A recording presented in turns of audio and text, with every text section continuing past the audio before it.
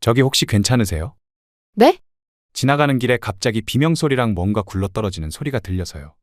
네, 저는 못 들었어요. 아, 그쪽이 소리 지른 거 아니에요? 네, 아니에요. 그런데 이 야밤에 왜 여기 누워 있으세요? 아, 저 그게 잠깐 누워서 쉬는 거예요. 그냥 가시던 길 가세요. 아, 네. 그럼 저는 이만. 저기요, 잠시만요. 네?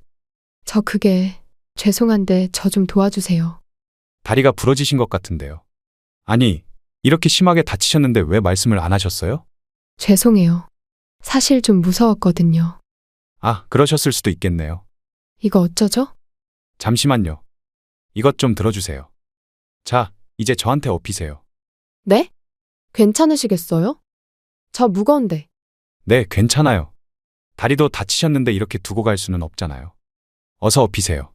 산속에서 호랑이라도 나오면 어떻게 해요? 네? 호랑이요? 서울 한복판에 무슨 호랑이요? 안녕하세요. 저는 올해 56살이 되는 아줌마입니다. 지금은 아들과 함께 서울에서 지내고 있죠. 아들은 현재 대학원을 다니며 천문학을 공부하고 있는데 가끔 아들이 어떤 공부를 하는지 궁금해서 물어보면 도통 저로서는 알아들을 수 없는 말들을 늘어놓곤 하더라고요. 제가 이해를 못하는 모습을 보이면 아들도 빙그레 웃으면서 천문학은 괴짜들의 공부라고 좋게 말해주고는 합니다. 우선 저희 가족에 대해 간략히 설명을 드리면 23년 전에 남편을 잃었고 혼자서 아들을 키웠어요. 남편은 23년 전에 저와 아들 곁을 떠났죠. 지금부터 제 이야기를 들려드리겠습니다. 제가 남편을 만난 것은 동네에 있는 뒷산이었어요. 그때 당시 저는 건강을 위해 매일 아침 운동을 하고 있었습니다. 새벽같이 일어나 뒷산을 한 번씩 올라갔다 내려왔죠. 처음에는 다이어트를 위해 했던 운동이었는데 이게 매일을 하다 보니 습관이 되었고 무엇보다 운동을 안 하면 또 살이 찔 것만 같아서 매일 그렇게 뒷산을 올랐습니다. 그리고 그날은 회사에서 야근을 하고 늦게 끝난 날이었어요. 그렇게 힘든 몸을 이끌고 집에 와서 씻고 잠을 청하는데 막상 침대에 누우니 잠이 오질 않더라고요. 그땐 무슨 생각이었는지 침대에서 벌떡 일어나 옷을 입고는 매일 가던 뒷산으로 향했습니다. 한 번도 밤에 산을 가본 적은 없었지만 매일 가던 산길이니 별 문제가 없을 것이라 생각하고 올라갔어요. 지금 생각해보면 젊어서 그랬는지 참 겁도 없었던 것 같네요. 작은 후레쉬 불빛에 의지하며 산을 오르고 있었는데 한밤중의 산속은 제가 생각한 것보다 훨씬 어두웠습니다.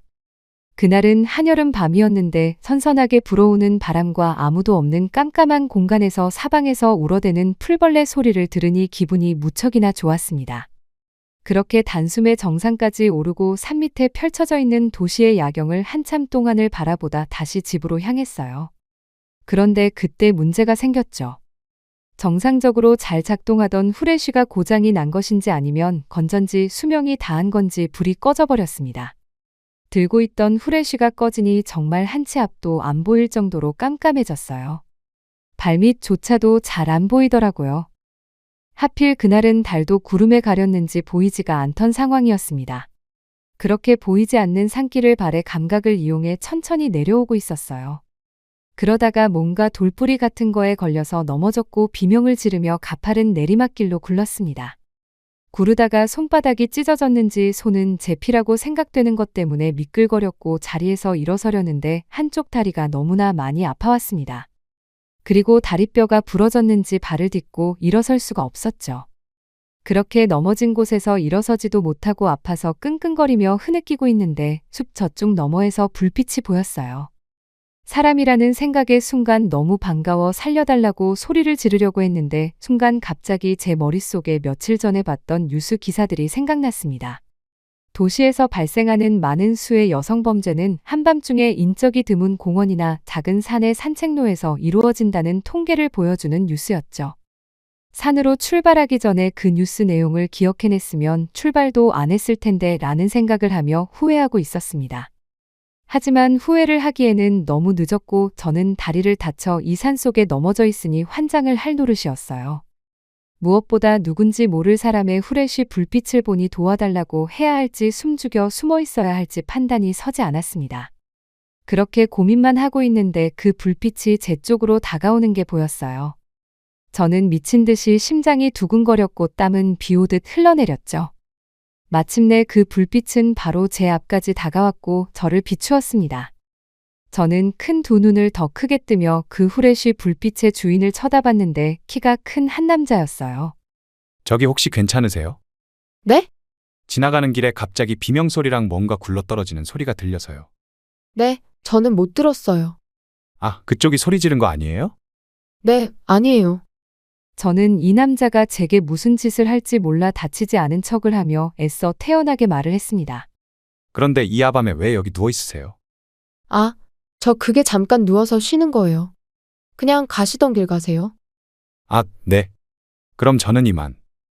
그렇게 말하고는 남자는 뒤돌아서 산을 내려갔어요. 제게서 멀어지고 있는 그 남자의 후레쉬 불빛을 보니 나쁜 사람이 아닌 것 같다는 생각이 들었습니다. 저기요, 잠시만요. 네? 저 그게 죄송한데 저 좀 도와주세요. 제 말에 그 남자는 제게 다시 다가왔어요. 저는 다리를 다쳤다고 말을 하고 다리를 보여줬는데 후레쉬 불빛으로 비추어 본 제 다리는 생각보다 심각했습니다. 발목 쪽 뼈가 부러졌는지 살은 퍼렇게 멍이 들어가고 있었어요. 다리가 부러지신 것 같은데요. 아니, 이렇게 심하게 다치셨는데 왜 말씀을 안 하셨어요? 죄송해요. 사실 좀 무서웠거든요. 아, 그러셨을 수도 있겠네요. 이거 어쩌죠? 잠시만요. 이것 좀 들어주세요. 그렇게 말하고 그 남자는 제게 무언가를 내밀었는데 조그마한 천체 망원경이었습니다. 자, 이제 저한테 업히세요. 네? 괜찮으시겠어요? 저 무거운데. 네, 괜찮아요. 다리도 다치셨는데 이렇게 두고 갈 수는 없잖아요. 어서 업히세요. 산속에서 호랑이라도 나오면 어떻게 해요? 네? 호랑이요? 서울 한복판에 무슨 호랑이요? 실없는 농담을 하며 저를 보고 웃는 남자의 얼굴을 보니 그 사람을 경계하던 마음이 누그러지며 한층 마음이 놓였습니다. 그렇게 말하고 그 남자는 저를 들쳐 업고는 산을 내려오기 시작했어요. 그 산은 낮은 산이 아니었고 혼자서 뛰어 올라가도 정상까지 한참을 올라가야 하는 산이었죠. 그런데 그 밤에 불빛 하나에 의지하며 여자를 업고 내려오니 굉장히 힘들었을 것 같아서 미안했습니다. 그렇게 끙끙거리며 저를 업고 산을 간신히 내려왔죠. 등에 업혀서 가는데 그 남자는 근육질보다는 좀 마른 체형의 남자 같더라고요. 그래서 그런지 저를 업고 조금 가고는 쉬고 다시 가고를 반복하더라고요. 저 무거우시면 내려주셔도 돼요. 먼저 내려가셔서 신고만 해주세요. 아닙니다. 그러다가 험한 사람들 만나시면 어떡하려고요. 저만 믿고 제 등에서 편하게 있으세요. 그렇게 그 남자는 저를 업고는 한참을 끙끙거리며 산을 내려왔습니다. 하산까지 시간이 한참이나 지나서인지 산을 내려왔을 때는 이미 동이 트고 있더라고요. 그 남자는 산에서 내려오자마자 저를 등산로 입구 벤치에 내려놓았고 자신은 길바닥에 털썩 주저앉더니 숨을 헐떡거렸죠. 무척이나 힘이 들었는지 온몸이 땀으로 샤워를 한 것처럼 젖어 있었습니다. 그나저나 그 늦은 시간에 왜 산에 있으셨어요? 밤에 산을 오르다가 그만 넘어져서 굴렀어요. 밤 산행이 얼마나 위험한데요. 다음부터는 등산은 꼭 낮에만 하세요. 그러는 그쪽은 왜 산에 있으셨는데요? 저요? 아, 저는 저것 때문에요. 남자가 말한 것은 제가 그 남자 등에 업혀오면서 대신 들어준 천체 망원경이었어요. 도시에서는 불빛들이 많아서 별을 제대로 보기 힘들거든요. 그래서 산 꼭대기에 올라가서 별들 본 거예요. 아, 별이요? 그나저나 성함도 안 여쭈어봤네요. 저는 정재현입니다. 전 지수예요. 윤지수요. 재현 씨, 오늘 정말 죄송하고 감사했습니다. 네, 잠시만 기다리세요. 이 밑에 제가 차를 주차해뒀으니 금방 가지고 와서 병원으로 모셔다 드릴게요. 그렇게 말을 하고는 재현 씨는 자리에서 일어나 주차장으로 향했어요. 눈에 띌 정도로 다리를 후들거리며 걸어가는 재현 씨를 보니 미안한 마음이 커졌습니다. 그렇게 재현 씨는 저를 병원으로 데려다 주었고 저는 은혜를 갚는다며 그의 집 전화번호를 알아냈어요. 그 이후 저는 그를 다시 만날 수 있었고 재현 씨와 사랑에 빠지게 되었죠. 그 사건이 제 남편과의 첫 만남이었습니다. 재현 씨는 아빠와 엄마가 없었어요. 어려서부터 고아원에서 자랐다고 했습니다. 성인이 되어서는 고아원을 나와 독립을 했는데 그때부터 대학을 다니며 영어 번역과 통역 일을 하며 돈을 벌었다고 했습니다. 유학도 다녀온 적이 없이 독학으로 영어 공부를 했음에도 재현 씨는 영어를 참 잘했어요. 주로 규모가 작은 회사들이 수출 관련 일을 할 때 재현 씨는 저렴하게 통역과 번역 일을 도와주었고 대학 등록금과 생활비를 벌었다고 했습니다. 그렇게 재현 씨는 무사히 대학을 졸업하고 무역회사에 취업을 했었죠. 그리고 그 다음 해에 저와 산에서 마주했던 거였습니다. 저와 재현 씨는 행복하게 4년간 연애를 했어요. 사실 빨리 결혼도 하고 싶었지만 저희 부모님께서 결혼을 엄청 반대하셨습니다. 특히 엄마가요. 이유는 하나였습니다. 재현 씨가 고아라는 것이었죠. 재현 씨는 좋은 사람이었어요. 어른을 공경하고 언제나 예의 바른 사람이었죠. 제게도 무척이나 잘해주던 사람이었어요. 그런데 결혼에 반대 이유가 고아라는 것 하나라니 저는 인정할 수가 없었죠. 그렇게 엄마와 싸웠어요. 남들은 부모가 반대하는 결혼에는 다 이유가 있다고 했지만 저는 그런 말 듣지 않았죠. 결국 자식 이기는 부모 없다고 4년 만에 엄마도 제 결혼을 허락해 주셨습니다. 사실 제가 우긴다고 들어주신 건 아니었어요. 재현 씨의 노력이었죠. 재현 씨는 저희 부모님을 자주 찾아뵈면서 무척이나 부모님에게 잘했어요.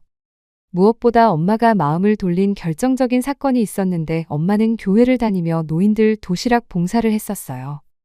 그런데 거기서 정말 우연하게 재현 씨를 만난 거였죠. 제가 재현 씨한테 몰래 알려준 게 아니었어요. 왜냐하면 그런 봉사를 하고 있다는 사실을 저도 모르고 있었거든요. 재현 씨는 시간이 날 때마다 독거노인 분들이나 어려운 환경의 아이들을 찾아다니며 도시락 봉사를 해왔던 것이었죠. 처음에는 엄마도 재현 씨가 자기한테 잘 보이려고 자기를 따라와 봉사를 하는 척하는 줄 알았대요. 그래서 그 모습이 무척이나 불쾌했는데 다른 사람들 말을 들어보니 오히려 자기보다 더 오래 그 봉사단체에서 봉사를 하고 있었다는 것이었죠. 엄마는 그 사실을 알고는 재현 씨와 친해졌나 보더라고요. 집에 와서 처음으로 아빠한테 재현 씨 칭찬을 그렇게 많이 하더라고요. 인품이며 외모며 직업이며 뭐 하나 빠지는 게 없다고 좋아하셨어요. 사람이 한번 반대로 돌아서면 그 끝으로 달린다더니 저희 엄마가 딱 그랬죠. 그토록 결혼을 반대하고 재현 씨를 싫어하셨던 엄마가 그 이후에는 저보다 더 재현 씨를 좋아하는 것 같더라고요. 그래서 저는 그해 재현 씨와 바로 결혼을 했습니다. 저는 그와 6년간의 결혼 생활을 했습니다. 행복한 결혼 생활이었어요. 결혼한 지 2년이 되었을 쯤 임신을 했고 아들을 낳았습니다. 제 남편은 아들을 정말 많이 좋아했어요. 언제나 자신의 배 위에서 아이를 놀게 했었죠. 갓난쟁이 때 아이에게 우유 주고 트림을 시킬 때도 언제나 남편이 했고 기저귀를 갈거나 목욕을 시키는 일도 언제나 자신이 앞장서서 하고는 했습니다. 그리고 자신의 아들에게 그런 것을 해주는 걸 무척이나 좋아했었죠.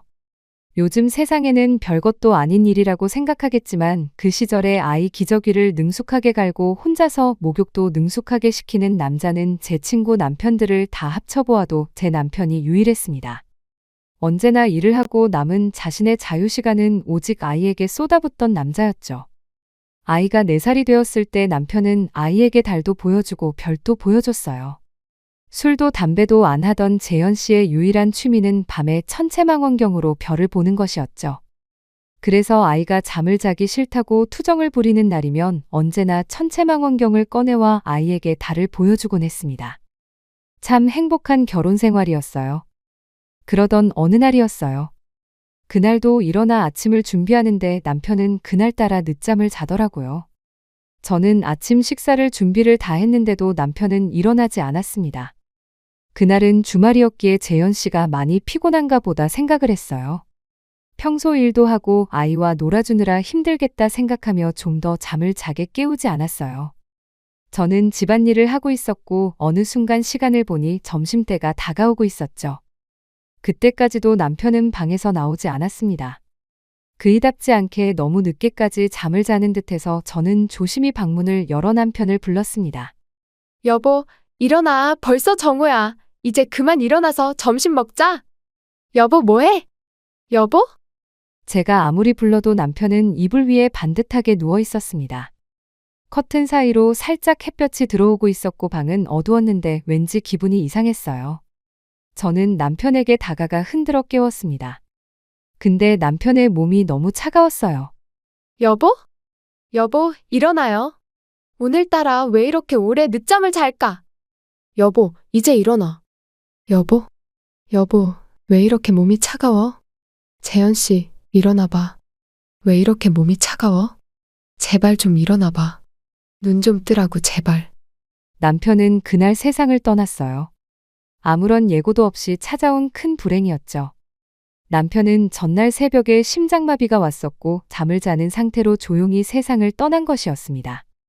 저는 새벽에 일어나 언제나 피곤한 남편이 혹시나 잠에서 깰까봐 조심스럽게 침실방에서 나왔기에 전혀 몰랐었죠. 그때 제가 한 번만 남편을 잡아주었다면 혹시나 살릴 수 있었을까요? 정말 매일같이 그 생각에 가슴이 미어져 왔어요. 장례식장에는 남편의 갑작스러운 죽음을 애도해주기 위해 정말 많은 사람들이 찾아왔어요.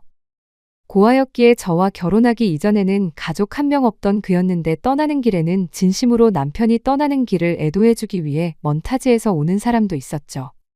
짧은 생을 살아갔던 남편이 얼마나 많이 주변에 선한 영향을 미쳤는지 장례식에 알 수 있었어요. 저는 남편의 장례를 치르는 동안 죽으림을 다해 의연한 모습을 보이기 위해 노력했습니다. 그것이 제가 남편이 떠나는 길을 할 수 있는 마지막 선물이라 생각하고 이를 악물었죠. 하지만 제 의지와는 상관없이 저는 남편의 마지막 모습을 볼 수 있는 발인 때 한 번 실신을 했고 화장을 치를 때도 한 번 더 실신을 했습니다. 그렇게 남편은 저와 4살짜리 아들을 두고 영원히 떠나버렸죠. 친정 부모님께서도 많이 힘들어 하셨어요. 6년의 결혼 생활을 하며 그분들은 남편을 아들처럼 여기시며 정을 주셨거든요. 제가 볼 때는 남편은 저희 부모님한테 참 잘했어요. 그래서 그런지 갑작스러운 사위의 죽음에 친정 어머니도 충격이 너무 크셨는지 참 힘들어 하셨습니다. 하지만 저도 매일이 슬프고 힘드니 서로가 서로를 위로하며 슬퍼할 뿐이었습니다. 그렇게 1년이 흘러갔어요. 어떻게 한 해가 지나갔는지도 모를 정도로 정신을 차리기 힘들었죠. 하지만 산 사람은 살아야 했고 아들을 위해서 계속 힘을 내서 살아갔습니다. 그런데 문제는 아들이었어요. 아빠가 죽은 지 1년이 지났지만 5살이 된 아이는 죽음에 대한 깊은 이해를 하지 못했어요. 머나먼 하늘나라로 떠나서 그곳에서 편안하게 살고 있다고 이야기를 해줬지만 자기한테 작별 인사를 하지 않았다고 매일 울었습니다. 무척이나 아빠를 따랐던 아이였기에 매일 아빠가 인사도 없이 하늘나라로 갔다며 슬퍼했습니다. 특히 밤이 되면 그것이 더 심해져 아빠를 불러달라고 하며 매일 밤 울며 떼를 썼죠. 재현 씨를 부른다고 다시 돌아올 수 있다면 왜 안 부르겠어요? 저도 마음속으로는 매일 그 일을 불렀지만 소용없는 짓이잖아요. 사랑하는 사람과의 이별은 애나 어른이나 다 힘들겠지만 특히 5살짜리 아이가 그 이별을 감당하기엔 너무나 힘이 들었나 봅니다. 저는 제가 살고 있는 아파트 상가에서 작은 빵 가게를 운영하고 있었어요. 커피도 팔면서 빵도 파는 아주 작은 가게였죠. 아이를 키우며 틈틈이 빵도 만들고 커피나 음료도 팔며 그럭저럭 아이와 둘이서 먹고는 살 수 있었습니다. 낮 시간대에는 친정엄마가 아이를 봐주셨기에 가능했었죠. 그러던 어느 날이었어요. 그날은 손님도 없어서 계산대에 앉아 멍하니 하늘만 바라보고 있었습니다. 재현 씨가 떠난 뒤 저는 멍하니 하늘을 자주 바라봤어요. 별을 무척이나 좋아하던 남자였기에 하늘을 보고 있으면 그 이가 생각나고는 했죠. 그렇게 멍하니 하늘을 바라보며 지나간 그 이와의 추억을 생각하고 있었어요. 그때 딸랑거리는 풍경 소리와 함께 가게 문이 열렸습니다. 저는 바로 정신을 차리고 손님을 맞이했죠. 어서 오세요. 네, 안녕하세요. 문을 열고 들어온 사람을 보고 저는 제 눈을 믿을 수가 없었어요. 그만 들고 있던 컵도 떨어뜨리고 말았죠. 제 눈앞에 있는 남자는 1년 전 죽은 제 남편 재현 씨였어요. 너무 놀라 입만 벌리고 있었어요. 제가 그동안 정말 나쁜 꿈을 꾸고 있었다는 생각이 들었습니다. 재현 씨? 어떻게 된 거야? 당신 죽었잖아. 아니었어? 난 당신이 정말 죽은 줄 알았단 말이야. 그렇게 말하며 그 사람에게 달려가 안겼습니다. 한동안 품에서 엉엉 울었어요. 그 남자는 저를 카페 의자에 앉히고 펑펑 울고 있는 제게 물을 떠주며 말했습니다. 재현이 아내분 되시죠? 실망시켜 드리는 것 같아 정말 죄송해요. 저 재현이 형이에요. 말도 안 되는 상황을 애써 현실이라고 받아들이고 싶었지만 역시 현실이 아니었습니다. 카페에 앉아 숨도 제대로 못 쉬면서 울었어요. 자신을 재현 씨 형이라고 소개한 남자는 조용히 저를 다독여 주었죠. 한참이 지나서야 저는 차츰 안정을 되찾을 수 있었고 그 남자와 대화를 했습니다. 재현 씨 형이라고요? 저는 한 번도 형이 있다는 말을 못 들었어요. 저도 재현이를 알게 된 게 1년밖에 안 됐어요. 그게 무슨 말씀이세요? 저하고 재현이는 쌍둥이에요. 제가 갓난아기 때 저만 캐나다로 입양 보내줘서 그동안 형제가 있는 줄도 모르고 살았어요. 전 처음 듣는 얘기네요. 그런데 어떻게 1년 전에 아시게 된 거예요? 재현 씨를? 제가 사정이 있어서 부모님을 찾고 있었어요. 그런데 저와 재현이는 길에 버려진 아이였어서 사실상 찾을 방법이 없더라고요. 그래서 지푸라기라도 잡는 심정으로 입양아 가족 찾기 사이트에서 부모님을 찾았어요. 입양아 가족 찾기 사이트요? 네, 저 같은 해외 입양아나 입양을 보냈던 사람들이 서로를 찾는 사이트예요. 거기서 재현 씨를 찾았어요? 네, 거기서 만나서 이메일로 계속 연락을 했어요. 그때 제가 쌍둥이라는 걸 처음 알았네요. 재현 씨는 1년 전에 죽었어요. 예상은 하고 있었어요. 어떻게요? 제 동생이 살아있다면 저한테 1년간 답장을 안 보내진 않았을 테니까요. 재현 씨는 1년 전에 자다가 심장마비로 세상을 떠났어요. 그렇군요. 그이는 왜 저한테 이런 이야기를 안 했을까요? 말하려고 했어요. 자신의 가족에 대한 이야기를 어떻게 말해야 할지 저한테 고민하다가 마지막 연락 때 지수 씨에게 모든 걸 말한다고 했었는데 아마 말 못하고 떠난 것 같네요. 재현이한테 아들이 있다고 들었는데 그 아이는 괜찮나요? 매일 아빠를 찾고 있어요. 1년이나 지났는데 아직도 밤만 되면 아빠를 찾네요. 남편의 쌍둥이 형 진우 씨는 1년간 재현 씨의 답장을 기다리다가 재현 씨에게 아무런 연락이 없자 한국으로 온 것이라고 했습니다. 그때 카페 문이 열리며 아들 민준이 손을 잡고 친정 엄마가 들어왔어요.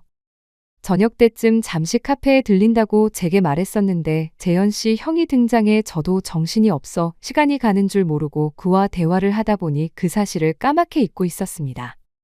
아들 민준이가 카페에 들어오자 저는 가슴이 철렁했어요. 분명 아들이 재현 씨의 쌍둥이 형 진우 씨를 보면 자기 아빠라 착각하겠다는 생각이 들었거든요.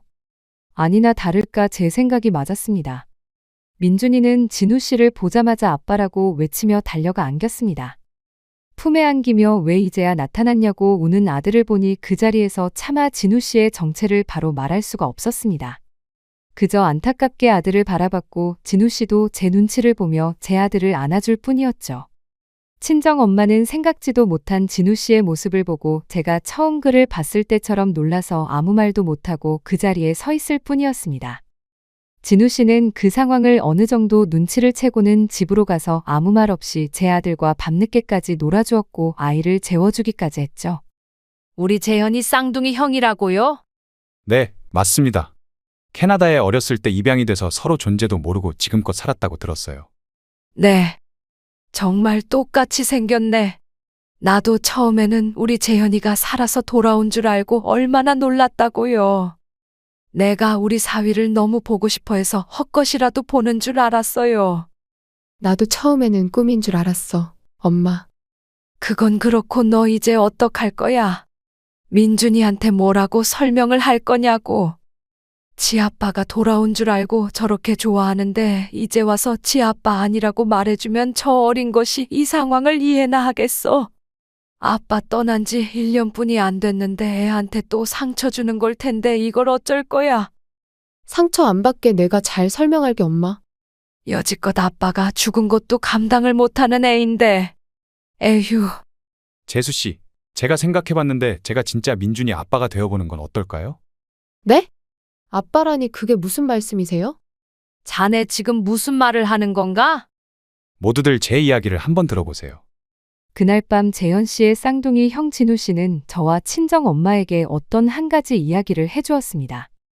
저는 그 이야기를 듣고 한참 동안 울어버렸고 친정 엄마는 아무 말씀 없이 조용히 고민을 하시더니 결국 진우 씨의 제안을 수락하셨어요. 저도 그 생각이 최선이라 생각되어 알겠다고 했습니다. 그날 이후 진우 씨는 저희 집에 머물며 재현 씨의 빈자리를 대신해 주었습니다. 민준아, 응, 아빠. 아빠는 하늘나라에서 우리 민준이가 보고 싶어서 내려온 거야. 민준이가 착한 아이여서 하늘나라 임금님이 특별하게 아빠한테 허락을 해준 일이야. 대신 이 일은 절대 비밀이야. 비밀? 그래, 비밀. 엄마랑 할머니만 알고 있는 비밀이야. 절대 다른 사람한테는 말하면 안 돼. 친구들한테도. 만약 민준이가 다른 사람한테 아빠가 하늘나라에서 내려온 거 말하면 아빠는 바로 하늘나라 임금님한테 혼나. 그래서 더 이상 민준이랑 놀아줄 수 없어. 알았지? 약속이다. 응, 걱정 마. 절대 말 안 할게. 약속. 저는 그런 진우 씨와 아들이 노는 모습을 보면 자꾸만 눈물이 나왔습니다. 민준이는 오늘 뭐 하고 싶어? 아빠, 나한테 사자랑 호랑이 보여준다고 했었잖아. 동물원. 응, 동물원. 나 동물원 가고 싶어. 아빠가 동물원 간다고 나한테 약속해놓고 약속 안 지키고 하늘나라 갔잖아. 그렇구나. 그래, 오늘 가자. 알았지? 남편 재현 씨가 떠난 후 민준이 방을 보니 민준이가 색연필로 그린 그림이 벽에 붙어 있었는데 저와 남편과 민준이가 동물들 사이에 있는 그림이었습니다. 남편이 세상을 떠나기 전날 밤 잠들기 전에 아들에게 동물원을 데리고 가기로 약속을 했다는 사실을 그때 알았습니다. 그날 저와 진우 씨는 민준이를 데리고 동물원을 갔어요. 관람차도 타고 민준이가 보고 싶어 했던 사자와 호랑이도 보며 1년 만에 웃을 수 있는 너무나 즐거운 시간이었습니다. 민준이를 무등 태워 앞장서서 걸어가는 진우 씨를 보니 저조차도 자꾸만 남편이 정말 살아 돌아온 것 같은 착각이 들어 잠깐씩 행복해지곤 했어요. 그렇게 하루 종일 행복한 시간을 보내고 집에 와서는 진우 씨가 민준이를 씻기고 다 함께 잠자리에 누웠습니다. 민준아, 응, 아빠. 오늘 재미있었어? 응, 최고 재미있었어. 그래, 그런데 민준아, 아빠가 할 말이 있어. 뭔데? 아빠는 우리 민준이랑 이렇게 10번만 자고 나면 다시 하늘나라 임금님한테 돌아가야 해. 왜? 나 싫은데. 하늘나라 임금님께서는 할 일이 너무 많아서 아빠가 가서 꼭 도와드려야 해. 그럼 엄마랑 나는? 이제 우리 민준이가 씩씩한 5살이 됐으니까 엄마는 민준이가 도와줘야 해. 그래 줄 수 있지? 대신 아빠가 하늘나라 가서 민준이하고 엄마를 지켜봐 줄게. 어디서 보고 있는 건데? 아이의 말에 진우 씨는 남편의 천체 망원경을 가지고 와서 민준이에게 별을 보여주며 저 별이 아빠가 살고 있는 별이라고 알려주었습니다. 아이는 한참을 망원경을 보더니 피곤했는지 이내 잠이 들었어요. 그날 이후 아들 민준이는 매일을 진우 씨와 어울려 다니며 놀았습니다. 평소 가보지 못했던 놀이공원도 가고 바다도 가며 정말 하루하루를 알뜰하게 사용했죠. 언제나 밤이 되면 녹초가 되어 지쳐 잠들고 해가 뜨면 벌떡 일어나 아빠를 찾곤 했어요. 저조차도 진우 씨와의 열흘이 마치 재현 씨가 살아 돌아온 열흘 같은 기분이 들어서 행복하기만 했습니다. 하지만 열흘은 너무나도 짧았어요.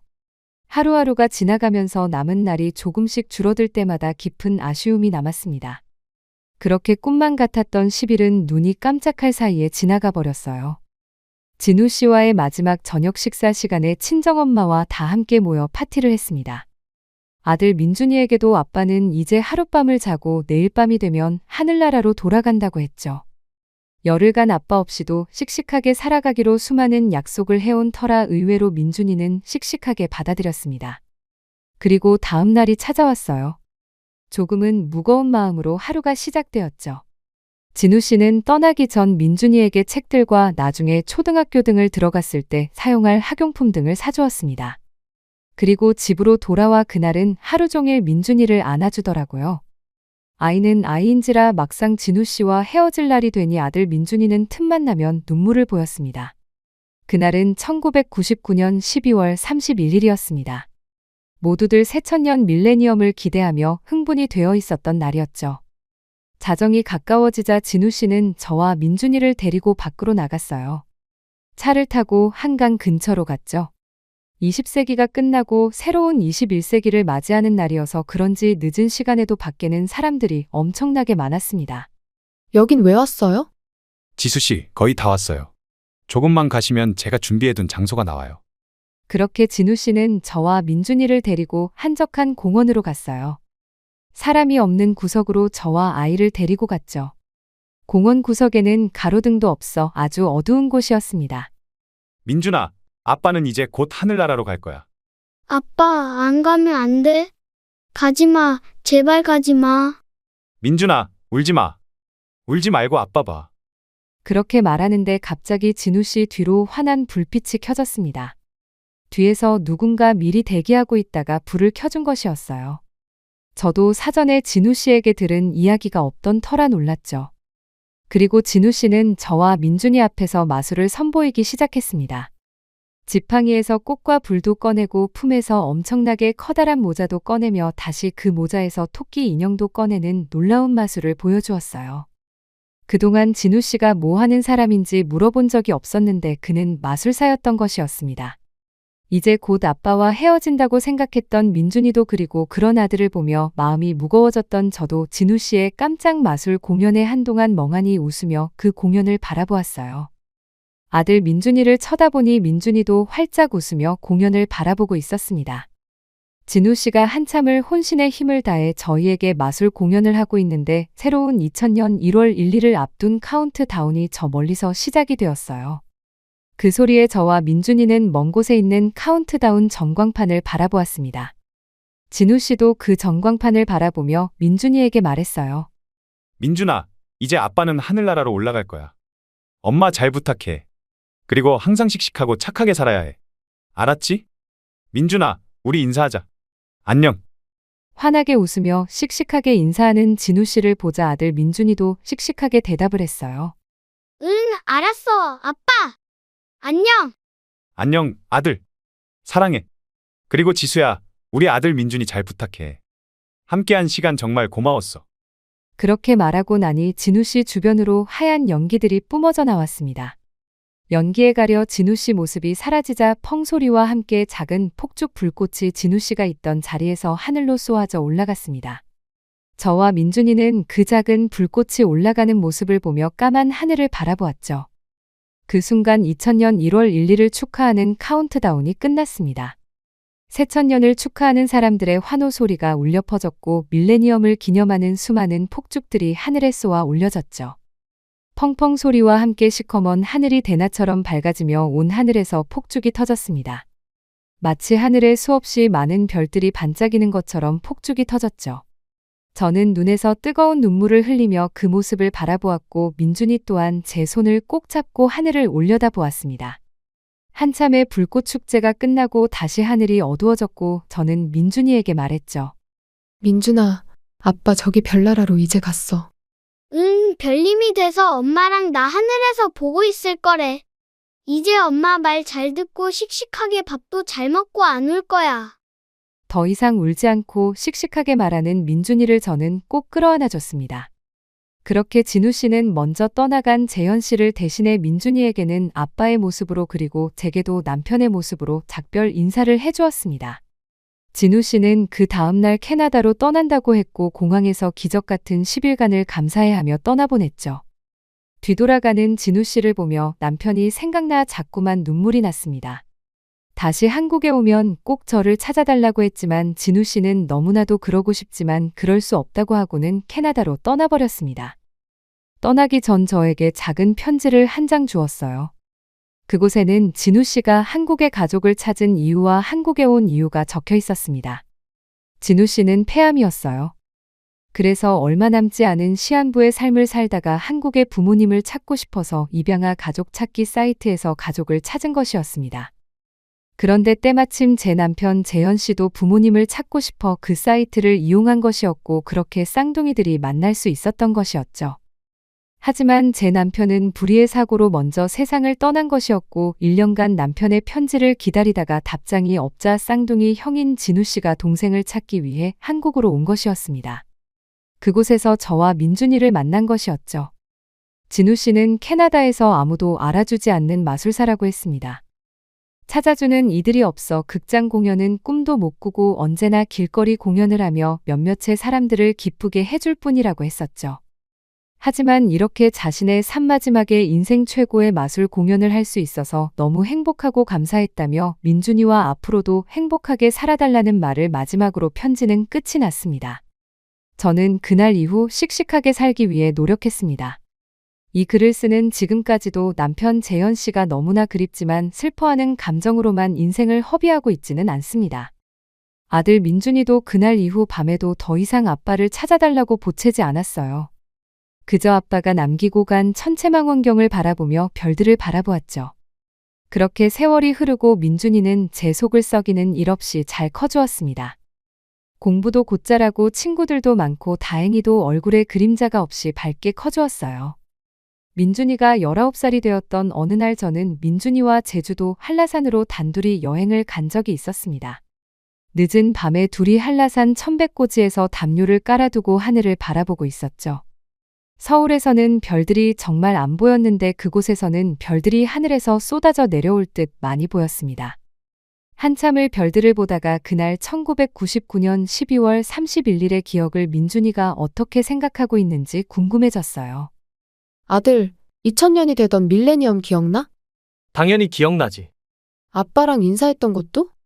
사실 그 사람은 아빠가 아니. 다 알아, 엄마. 뭘 알아? 그때 나한테 맛을 보여준 사람 아빠 쌍둥이 형제 아니었어? 어떻게 알았어?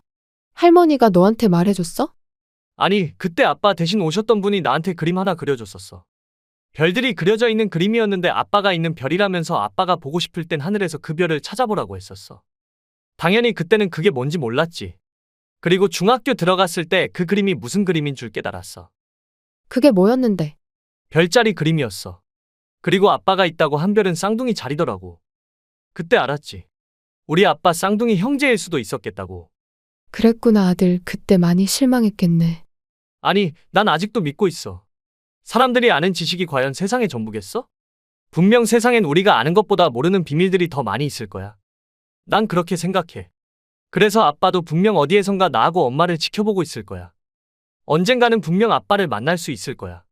그래, 분명히 그럴 거야. 지금도 저는 나이가 많이 들었지만 제 마음속에 재현 씨는 아직도 생생합니다. 여러분에게도 이렇게 소중한 사람들이 있으시겠죠? 모두 다 나중에 행복하게 만날 거라고 생각하고 아픈 기억 잘 이겨내시길 바랄게요. 지금까지 제 사연을 들어주셔서 감사드립니다.